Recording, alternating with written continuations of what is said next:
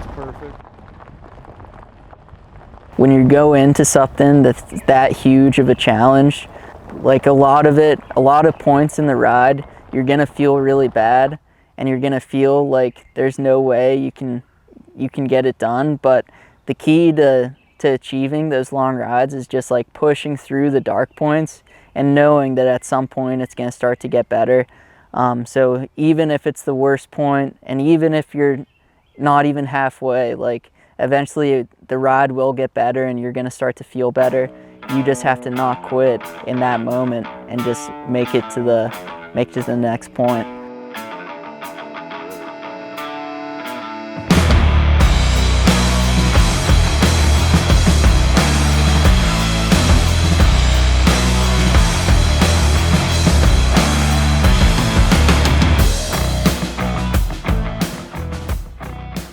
Wilderness 101 is a 101-mile mountain bike race founded in 1991 by Randy Moore.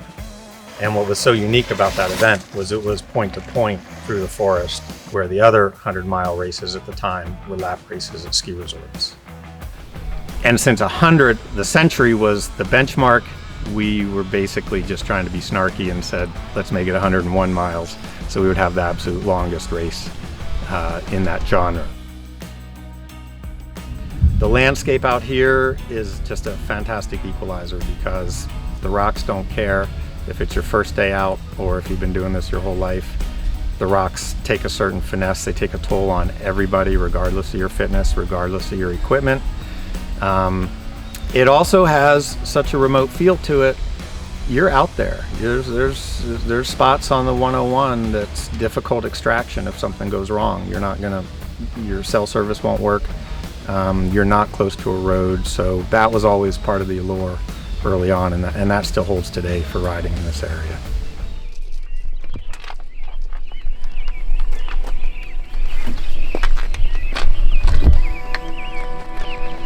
I'm gonna try not to lose my phone this time. I told you about last time how I lost the phone. Oh yeah. In the dark, and then I found it 100 miles later.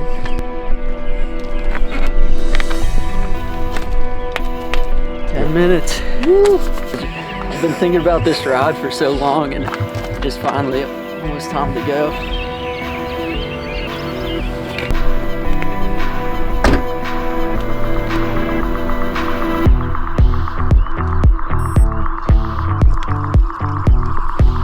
Good luck, man. Let's go.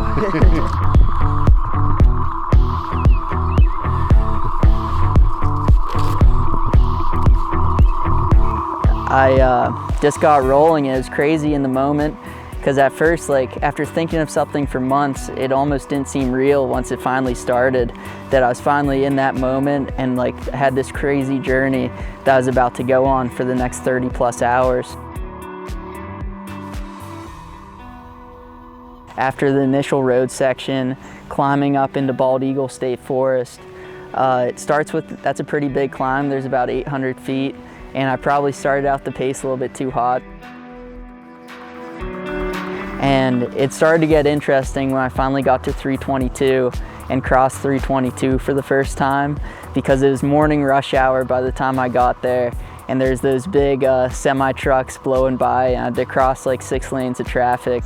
And I forgot how tall that median barrier was in the middle. It was like 5 feet tall, so I was heaving my bike over that thing and then scurrying across to the other side.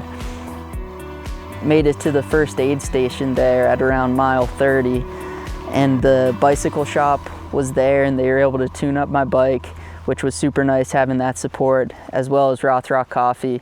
And it was really cool just seeing that a lot of people had heard about my ride and had come out to support me on for it.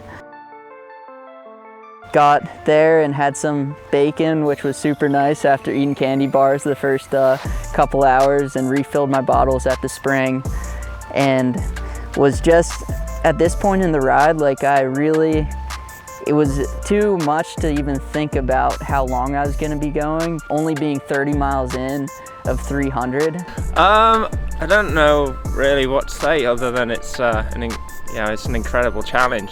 I mean, the 101 in itself is a a physically demanding course. Every year people come out from all over Pennsylvania and further afield to test themselves against the 101. To do a 202, yeah, that's up there. But I think to go around 3 times, that's pretty legendary, and it's going to test his mettle today. You know, it's gonna demand everything he's got. He's going to need a little bit of luck, and thankfully, he's got some good weather. So, Rothrock, I hope you treat him well today.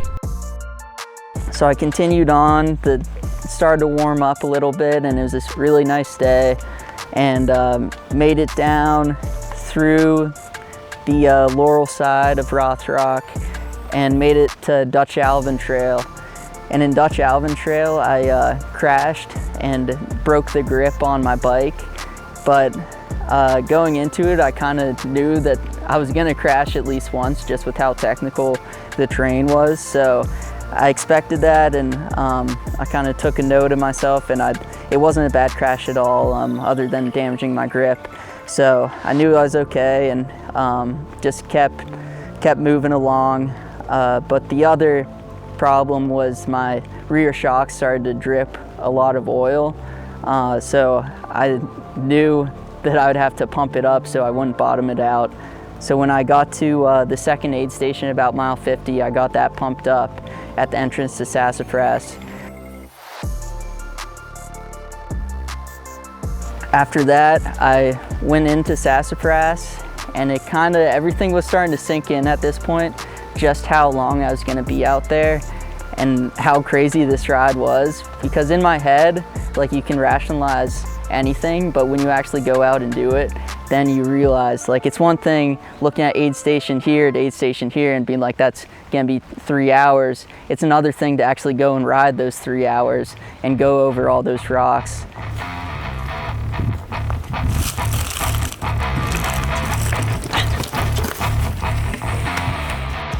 Made it up through Beautiful Trail and down No Name for the first time, which was pretty cool doing that. Pretty much anytime you do that trail, you're just happy to make it down in one piece. So I kind of checked that box off, getting down through there the first time.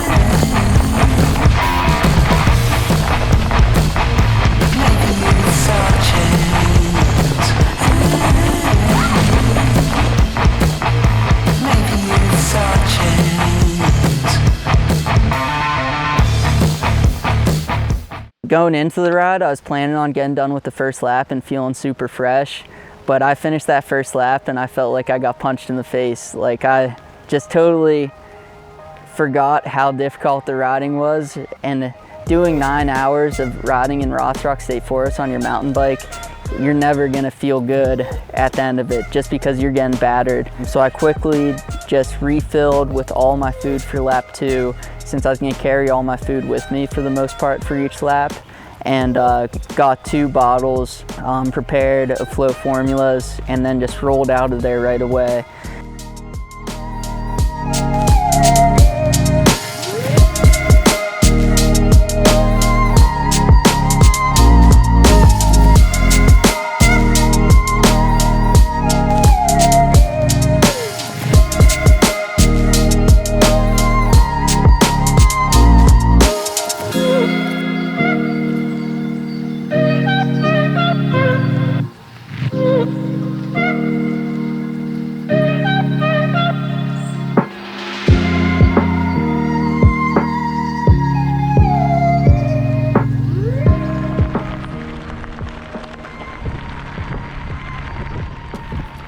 Like, honestly, I was really a little bit overwhelmed at this point, just because, like, it started really set in that I'd been riding for 11 hours or so, and I had a ton.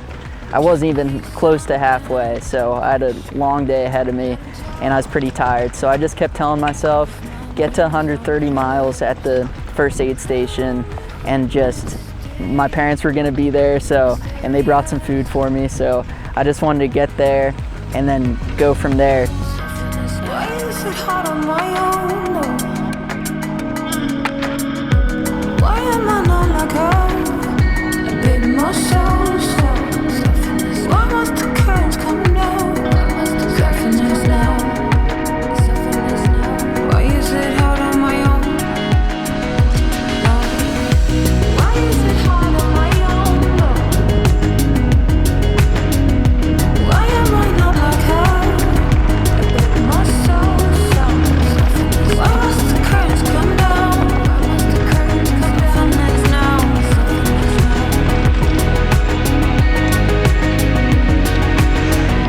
In the end, I wish to be someone better. Help me with this comparison. Call me misty, mysterious.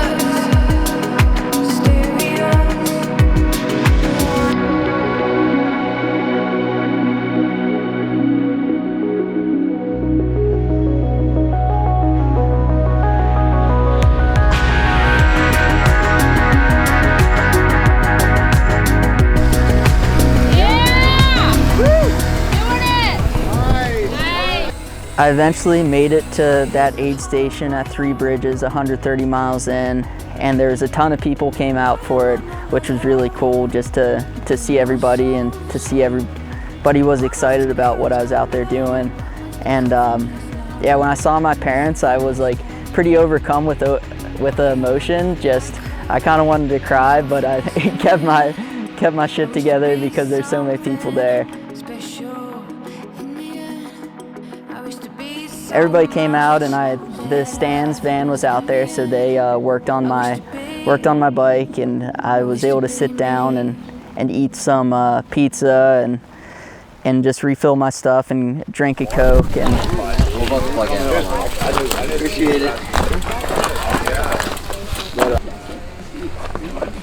Do you want a windbreak or anything? Another jacket? You could go next I think I'm good for now. Okay. I'll get it the next one. up. We'll see you there. All right. We'll see you at the kettle. See you. How's it going? See you, Dan. All right. Let's go, Will. I left that aid station and climbed up Laurel Run Road, and I wasn't gonna quit, but in my head I couldn't even fathom doing what I'd just done twice and being out there for another 17 hours. So it just was unimaginable to me. So going down Croyle, Preston came out and was following me down there, and but Croyle is by far my favorite descent in Rothrock, and it's just like 5 minutes of just flying down through these rocks and going over these rollers and some flat out fast sections down through there. Standing waiting by the field. I better bring up the gun. I better bring up the thunder. Stop firing. I'll let you be the passion within. That you'll be living a lie. But you'll be living a lifetime losing it.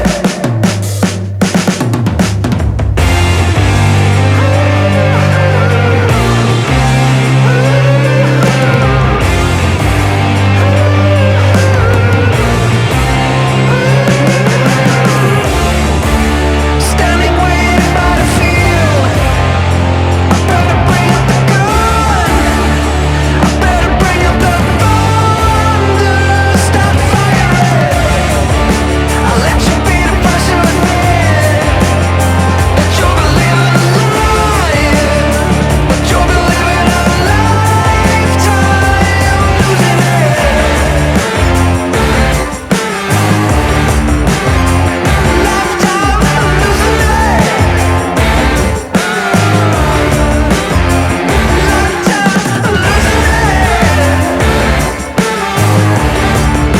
Standing waiting by the field. I better bring up the gun.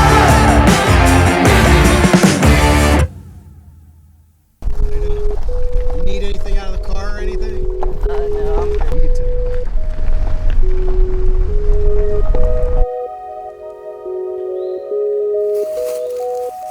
Yeah, Will. All right, we're going.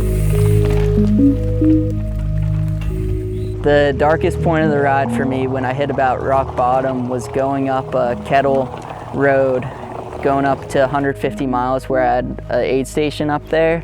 And Kettle is this 1,000-foot climb, and it was getting dark out slowly, and then all of a sudden it was like the lights got turned out. It was just pitch black. A little bit worried about that after Stillhouse back in there, but. So I made it up Kettle where the Stans van and Drew came out to work on my bike and set up a tent. And he brought a chair out, so I was able to sit down in a chair. And my parents were there, and Brad and Chris and Drew, and they all kind of just like stood around me wanting to help out, but they knew that there wasn't much they could do. Like, I had to go out and had to conquer this. I was like, oh yeah, I'm gonna just make it through 2 laps, no problem. Then, holy fuck, forgot what 200 miles of mountain biking was like. Fucking hell on earth. As long as I make it back there, then like I could do that without the lights even, but it's just mostly just nervous about these next 45 miles. I just gotta make it back to the car. And then I eventually got up from the tent and set out just into the night into Sassafras. And Sassafras was extremely slow going, but starting to ride at night, it kind of took my mind off of the whole like immensity of the whole ride, and instead of thinking about like the whole ride, I literally just started thinking about the rock that was right in front of me.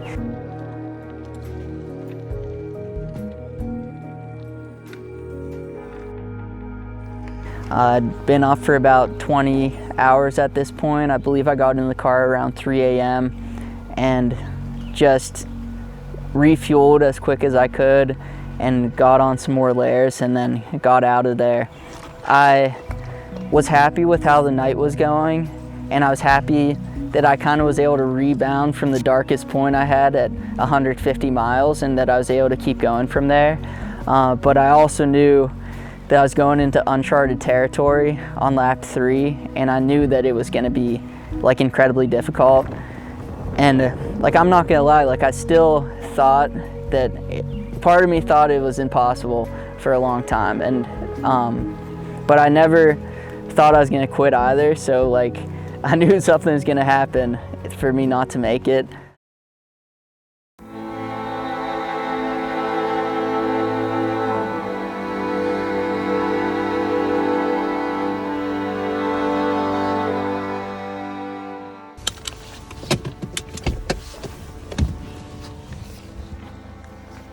Right, dude? You want to jump in the car for a minute? yeah, I'm gonna just I wanna take a nap. Yeah. Actually, just sliding this forward and laying it back a little bit, probably Yeah. the fastest way to get some space.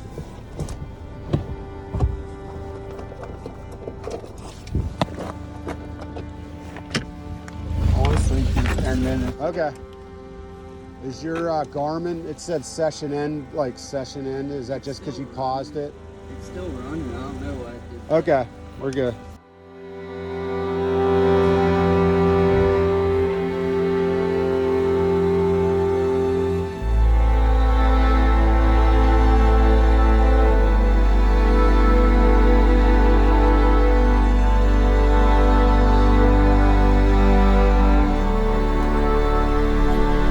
Don't worry about it now.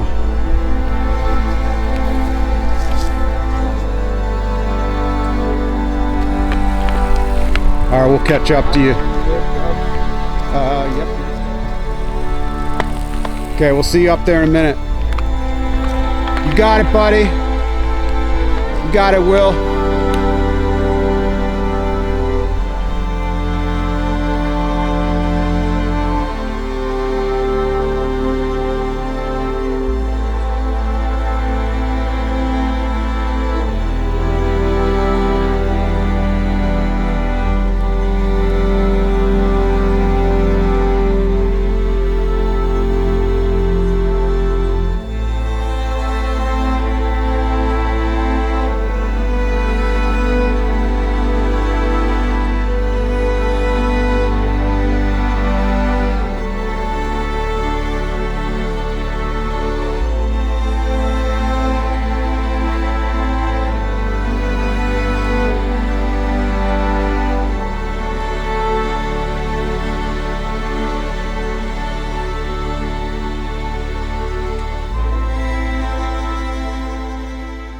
At this point, I really didn't know.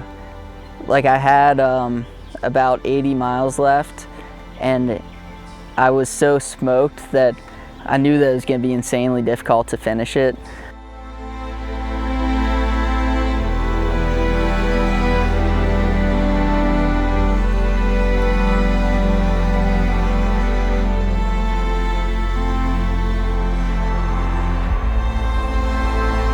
And that's where Erik Scott from the bike shop came out and he rode with me. And that kind of was a boost to the morale, just being able to ride with somebody after being by myself for the past, for hours and hours.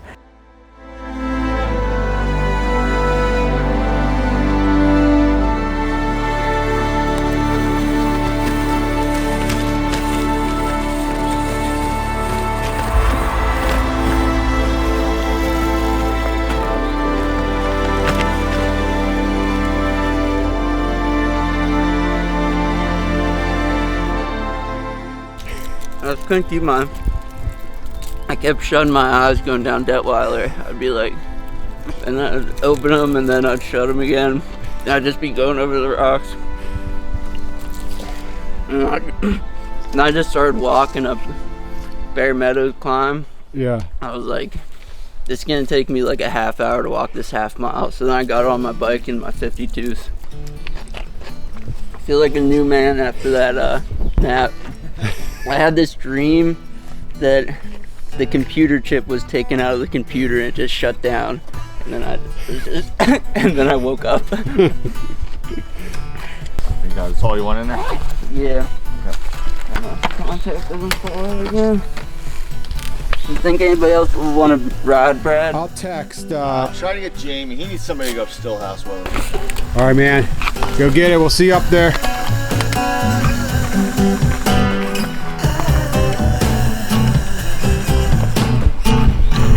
I really started to realize that I was in the home stretch. I had 70 miles left and a good 8+ hours of riding.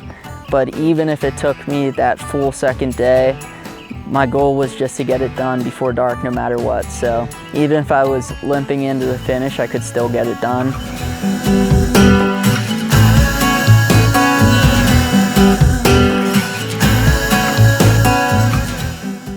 So Erik went down New Laurel with me, and then he climbed up Bear Gap with me.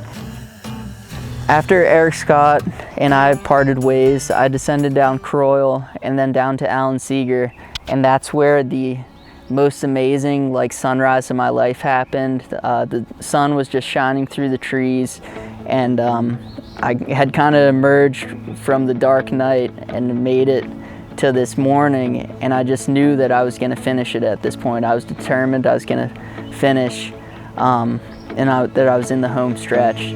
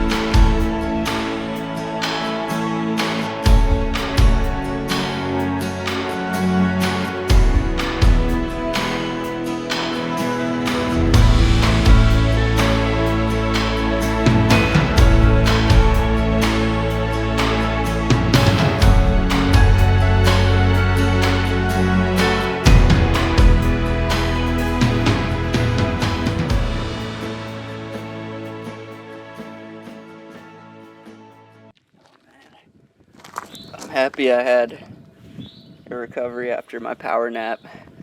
I was like, oh my god.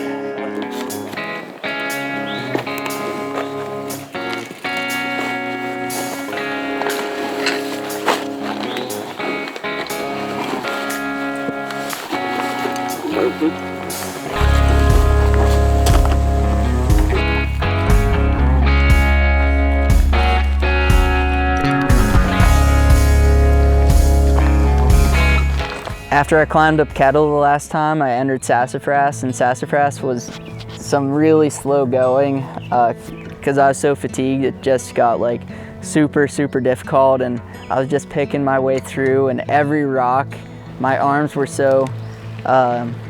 hurting so bad that every rock was just like this huge impact.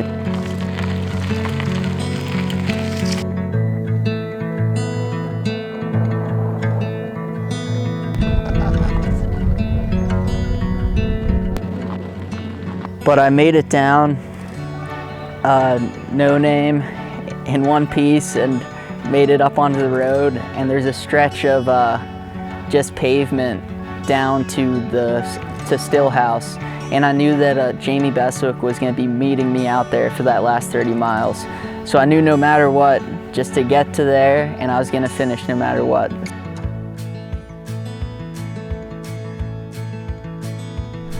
I was struggling up that, after 322, I would see like signs and I would think it was you guys parked in the car. I'd be like, hey, there they are. And then I'd ride up and I'd be like, oh, I'd be like, oh no, there they are.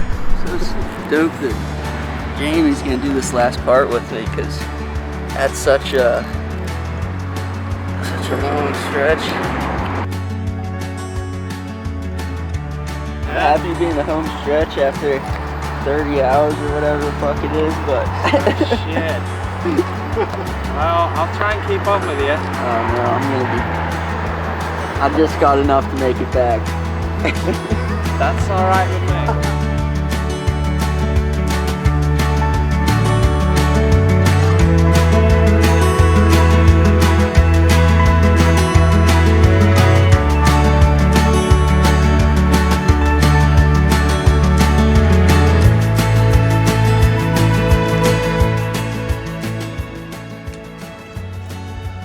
I figured I'd ride the mountain bike to Woodward today, and I ran into Will Loevner. He's nearly done with the 303, folks. Hope you're watching him on the live tracker. He's killing it.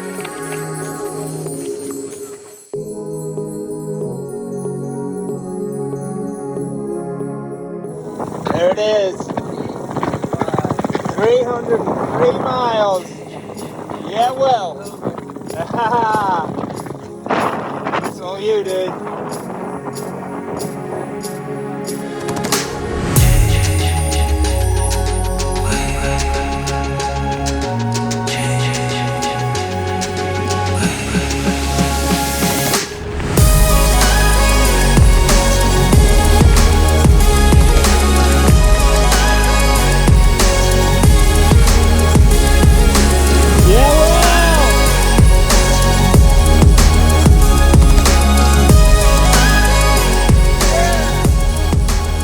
Finally cruised into the finish, and it was one of the craziest experiences of my life, finally getting to a goal that you had just worked for so long and put so much effort into. Like, it seemed unimaginable to finally get to that point for so much of that ride, like going through 130 miles, not even being halfway and being at rock bottom, and climbing up Kettle in the middle of the night and descending No Name.